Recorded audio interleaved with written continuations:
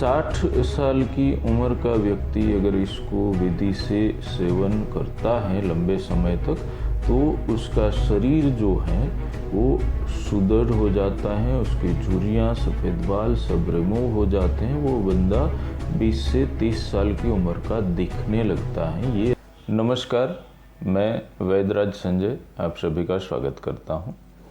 आज हम बात करने जा रहे हैं बहुत ही प्रचलित और बहुत ही जानी मानी औषधि त्रिफला के बारे में। त्रिफला का जो प्रिपरेशन है उसमें हरड़ है, बहड़ा है, आंवला है, तीनों को चूर्ण करके संभाग मिला के मतलब इक्वल क्वांटिटी में मिक्स कर लें तो त्रिफला तैयार हो गया। कुछ लोग ये कहते हैं कि हरड़ का 1 फल, बहड़ा का 2 फल और आंवला का 4 फल, परंतु हरड़ में इतने सारे वैरायटी आती हैं। शास्त्रों में 7 प्रकार की हरड़ का वर्णन किया गया है। 7 प्रकार की हरड़ की जो साइज़ होती हैं वो अलग अलग होती हैं, उसके अंदर की गुठली की साइज़ अलग अलग होती हैं। तो तार्किक रूप से ये अगर हम समझना चाहें तो ये जो अनुपात हैं वो कहीं से सही नहीं लग रहा है। हाँ, अगर अपने चैत की हरड़े या इस तरह की जो एकदम उत्कृष्ट क्वालिटी की जो आज भारत में कहीं नहीं मिल रही है, हाँ कहीं भारत के बाहर मिलती हो तो मेरी जानकारी में नहीं है, तो ऐसी हरड़े जो करीब 50 ग्राम का 1 फल आता है, तो उसके हिसाब से अगर इसको बिठाया जाए तो ये अनुपात सही बैठता है। बाकी जो भी संहिता में बताया गया है त्रिफला का अनुपात, वो उसको संभाग लेना है। दूसरा, उसका सूक्ष्म चूर्ण होना चाहिए, वस्त्र गाल यानी कि कपड़े से छाना हुआ। नॉर्मल सूती पतला कपड़ा हो, उससे उसको छानने के बाद जो नीचे गिरता है वो बारीक पाउडर को ही इसमें यूज़ करना है। मोटा दरदरा पाउडर कभी भी औषधियों में उपयोग में नहीं लिया जाता। हाँ, इसमें ये एक तकलीफ़ होती है कि जब उसको अपने लेते हैं तब थोड़ा सा मुंह में चिपकता है, तुरंत से निगला नहीं जाता। कभी कभी हल्का पाउडर उड़ के सांस नली में चला जाए तो थोड़ी सी खांसी या छींकें भी आती हैं, परंतु थोड़ा सावधानी से लें तो ज़्यादा असरकारक जो है ये सूक्ष्म चूर्ण ही होता है। अब हम इसके उपयोग की बात करते हैं। तो त्रिफला जो है वो सिद्ध रसायन बोला गया है, मतलब रसायन उसको बोलेंगे कि पंचकर्म के बाद योग्य अनुपान और योग्य विधि से उसका सेवन किया जाए तो ये वार्धक्य को यानी कि बुढ़ापे को दूर करता है। जो सफ़ेद बाल हो गए हो उसको वापस काला कर देता है, चेहरे पे झुर्रियाँ हुई हो तो उसको वापस से रिमूव कर देता है। 60 साल की उम्र का व्यक्ति अगर इसको विधि से सेवन करता है लंबे समय तक, तो उसका शरीर जो है वो सुदृढ़ हो जाता है, उसकी झुर्रियाँ, सफ़ेद बाल सब रिमूव हो जाते हैं, वो बंदा 20 से 30 साल की उम्र का दिखने लगता है। ये रसायन का वर्णन शास्त्रों में है। तो उसके लिए तो सबसे पहले पंचकर्म के क्रिया पूरी विधि से जो करीब 1.5 से 2 महीने की होती हैं करनी बहुत ही आवश्यक है। उसके बाद ही रसायन कर्म किया जाता है, सीधा नहीं किया जाता। परंतु आज हम इस विषय की ज़्यादा चर्चा नहीं करेंगे क्योंकि वो आज का अपना टॉपिक नहीं है। तो आज हम बात करें इसके विविध उपयोगों की। तो आज जो देखा जाए तो सामान्य रीति से ये एक जुलाब की दवा बन के रह गई है। जिसको कॉन्स्टिपेशन है, पेट साफ नहीं हो रहा है, रात को पाउडर लेके सो गए, सुबह पेट साफ हो गया, उससे ज़्यादा कुछ नहीं।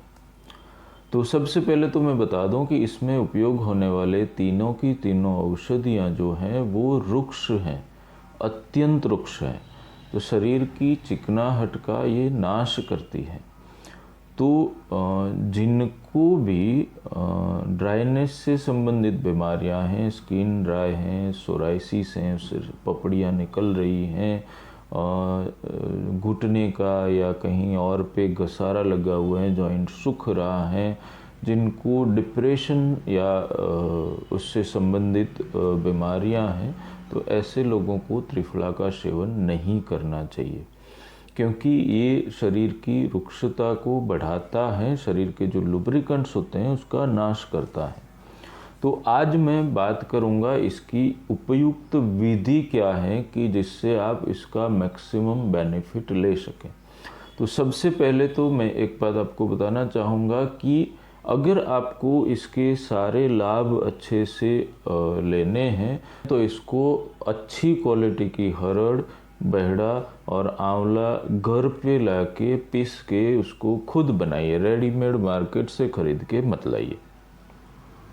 अब इसके अनुपान के भेद से बहुत सारे लाभ हैं, परंतु सबसे पहले जो निषिद्ध व्यक्ति हैं जिसको त्रिफला नहीं लेना चाहिए वो मैं आपको बता देता हूँ कि जो ज्वर से ग्रसित हो, यानी कि जिसको फीवर हो रखा हो, उसको त्रिफला निषिद्ध है।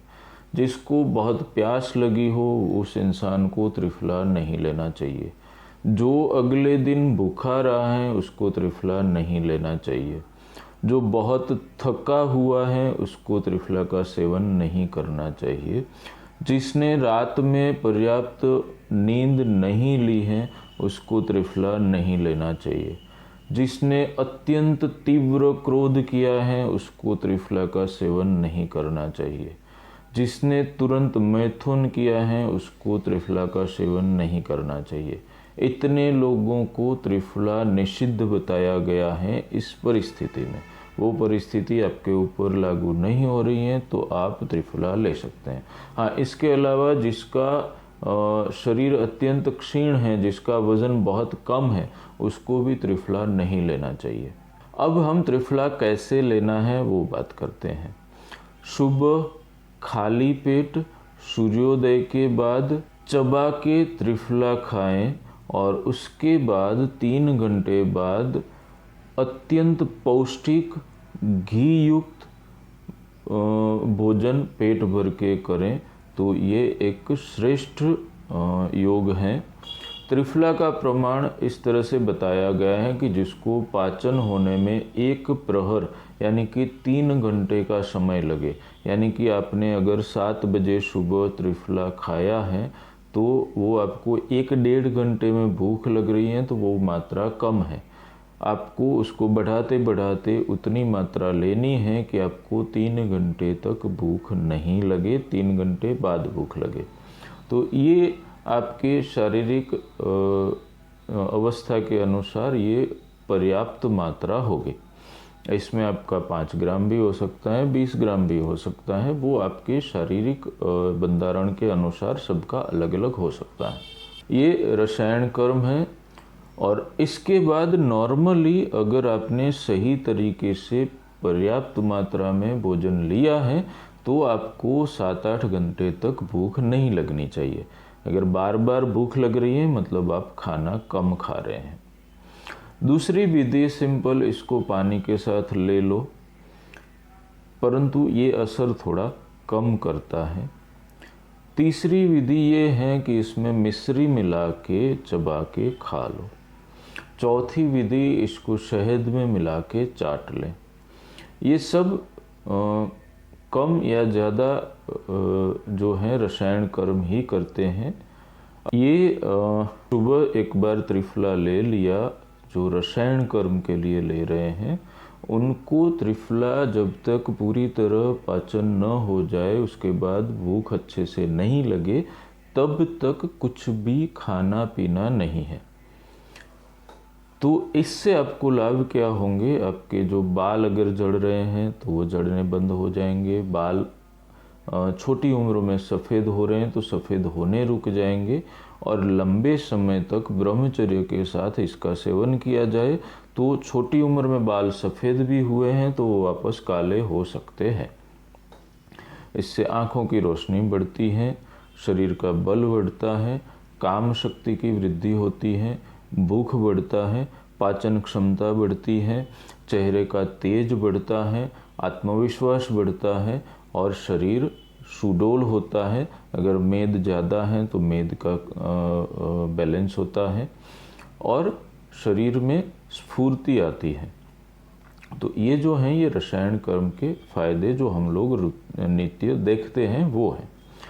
अब इसको औषधि की तरह चिकित्सा के लिए कैसे उपयोग किया जाए, तो सबसे पहले तो अपने कफ की बात करते हैं। तो कफ की बीमारियों में सर्दी, जुकाम, नींद ज़्यादा आना, नॉर्मली जिनको बहुत ज़्यादा नींद आती है, अगर वो पेट भर के खाना खा रहे हैं तो उनको कफ ही सिर में नॉर्मली जमा होता है, जिसके कारण नींद ज़्यादा आती है। तो खाली पेट 1 चम्मच पानी के साथ या फिर खाने के तुरंत बाद आधा आधा चम्मच पानी के साथ ले लेने से कफ से संबंधित जो उपद्रव होते हैं वो शांत होते हैं, और ये बहुत त्वरित असरकारक होता है। 1 या 2 दिन में अगर शुरुआत में हुआ है तो तुरंत ठीक हो जाता है, और अगर थोड़ा ज़्यादा है, आपको 1-2 साल से सर्दी जुकाम कफ है, तो महीना 1.5 महीना लेना पड़ता है। अब वायु की बात करते हैं। तो वायु के लिए या तो भोजन की शुरुआत में, यानी कि जब आप खाना खाने बैठते हैं तब आधा से 1 चम्मच आपकी आयु और आपके शारीरिक बल के हिसाब से, आपकी पाचन क्षमता के हिसाब से, जिनका शरीर क्षीण है, जिनका पाचन कमज़ोर है, जिनको थोड़ा सा खाने पे भी पेट भारी हो जाता है, उन लोगों को कम मात्रा लेनी है।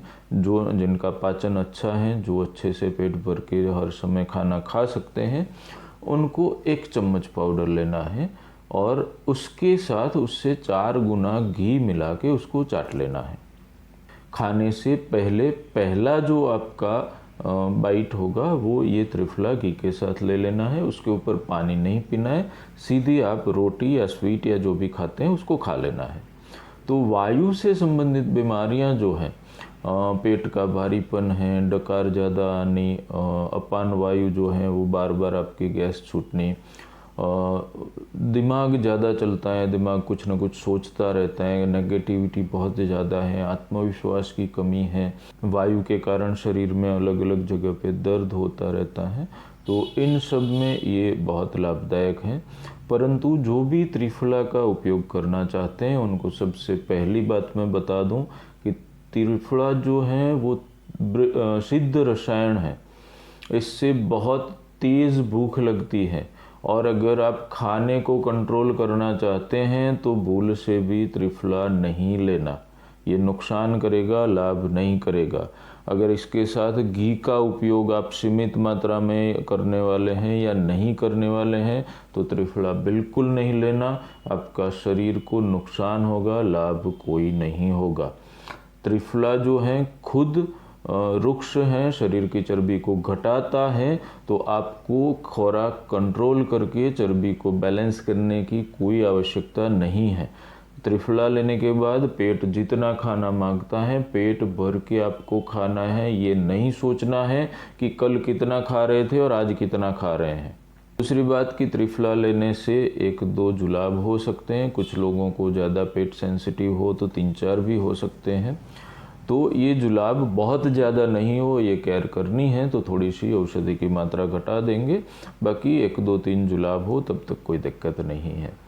पित्त के समन के लिए त्रिफला कभी भी नहीं लेना है, क्योंकि हरड़ भी पित्तकारक है, बहेड़ा भी पित्तकारक है, आंवला पित्त शामक है, तो ओवरऑल ये इसके ऊपर ज़्यादा प्रभाव नहीं डालता है। वायु और कफ का बहुत अच्छे से समन करता है। तो आशा करता हूँ आज आपको त्रिफला से संबंधित अच्छी जानकारी मिली होगी। आगे आप किस विषय में जानना चाहते हैं हमें कमेंट करके बताइए, कोशिश करेंगे कि आपको जो जानकारी चाहिए वो हम उपलब्ध कराएं। स्वस्थ रहें, निरोगी रहें। धन्यवाद।